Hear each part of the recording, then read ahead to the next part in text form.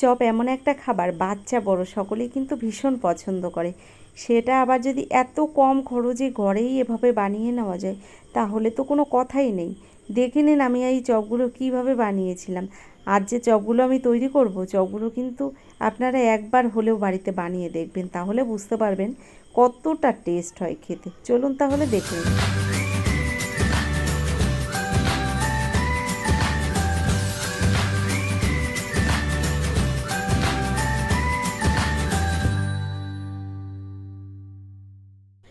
আজ যে চপগুলো আমি তৈরি করব, ওই চপগুলো কিন্তু আমি চিড়ে দিয়েই তৈরি করছি। তার জন্য 100 গ্রাম চিড়ে আমি জলে ভিজিয়ে রেখেছিলাম, জল থেকে তুলে জলটাকে সুন্দর করে ঝরিয়ে নিয়েছি। এখানে চিড়েগুলো কিন্তু ভিজে নরম হয়ে গেছে। এবারে একটা বোলের মধ্যে ভেজানো চিড়েগুলো দিয়ে দিলাম। দেখুন কতটা নরম হয়ে গেছে, তবে একটুও জল নেই কিন্তু।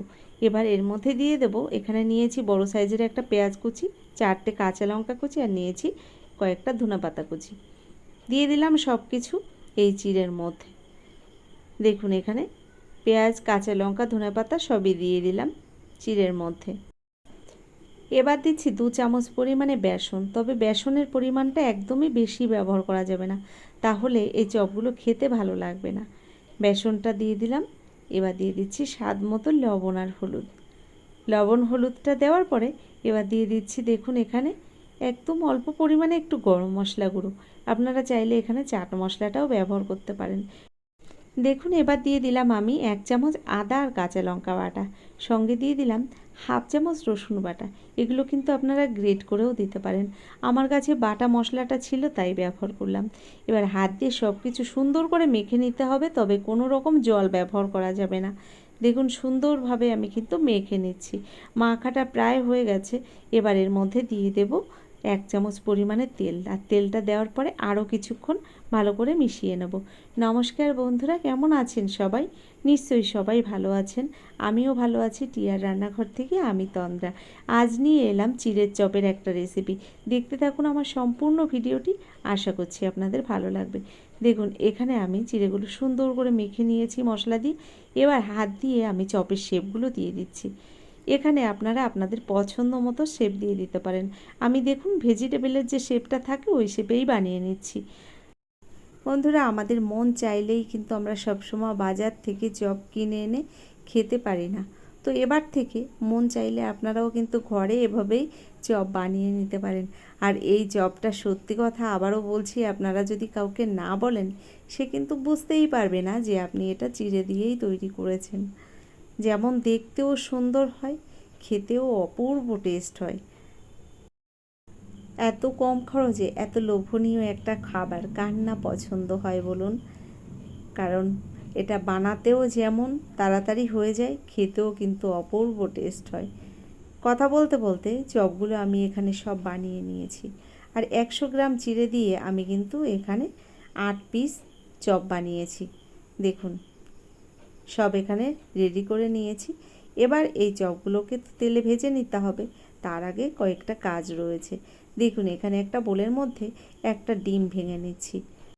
দেখুন ডিমটাকে ভেঙে আমি বোলের মধ্যে দিয়ে দিলাম। বন্ধুরা, এখানে একটা কথা বলতে চাই, আমি এটা কিন্তু আমিষভাবেই বানিয়েছি এই চপগুলো। আপনারা যদি নিরামিষ খেতে পছন্দ করেন সেক্ষেত্রে কিন্তু রসুন, পেঁয়াজ এ দুটো জিনিস বাদ দিতে পারেন। সঙ্গে ডিমের ব্যাটারটার পরিবর্তে আপনারা কিন্তু কর্নফ্লাওয়ারের একটা ব্যাটার রেডি করে নিতে পারেন।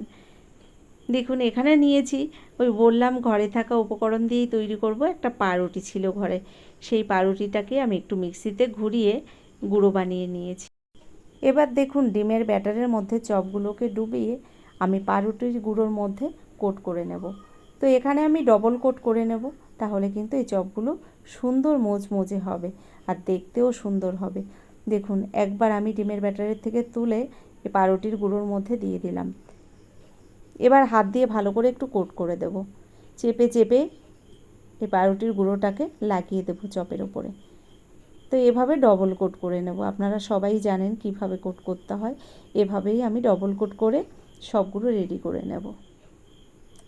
দেখুন একইভাবে আবারও দিলাম ডিমের ব্যাটারের মধ্যে, তারপর আবার তুলে এখানে পাউরুটির গুঁড়োর মধ্যে আবারও দিয়ে দিলাম। বন্ধুরা, আজ যে চপগুলো আমি তৈরি করছি সব কিছুই আমার ঘরে থাকা উপকরণ দিয়ে তৈরি করে দেখাচ্ছি, কারণ আপনারাও কিন্তু এভাবে বাড়িতে থাকা উপকরণ দিয়েই বানিয়ে নিতে পারেন। সব সময় তো কিনে এনে খাওয়া সম্ভব হয় না, মাঝে মধ্যে এভাবে কিন্তু বাড়িতেও এই চপ বানিয়ে নেওয়া যায়। আর এত অল্প সময়ের মধ্যে তৈরি হয়ে যায়, আপনারা তো দেখছেন কত সহজ একটা রেসিপি। দেখুন এখানে একটা চপ কিন্তু রেডি হয়ে গেছে, আবারও আর একটা চপ আপনাদের আমি বানিয়ে দেখাবো। দেখুন একটা রেডি করে নিয়েছি, এবার আরেকটা চপ আমি সেম একইভাবে বানিয়ে আপনাদের দেখাচ্ছি। দেখুন ডিমের ব্যাটারে দিয়ে দিলাম, আবারও এখানে পাউরুটির গুঁড়োর মধ্যে দিয়ে দেব, আর এভাবে কোট করে নেব। আমি এখানে ডবল কোট করেছি, আপনারা সিঙ্গেল কোটও করে নিতে পারেন, তবে সেক্ষেত্রে খেতে জানি না কতটা ভালো হবে। এখানে ডবল কোট করলে একদম মুচমুচে হয়, আর খেতেও যেমন সুন্দর হয়, দেখতেও অপূর্ব সুন্দর হয়। দেখুন একইভাবে আমি কিন্তু ডবল কোট করে নিলাম। এবার এই চপগুলো কিন্তু ভেজে নেব এরপরে সব রেডি করে। দেখুন এখানে একটা একটা করে আমি রেডি করে নিচ্ছি।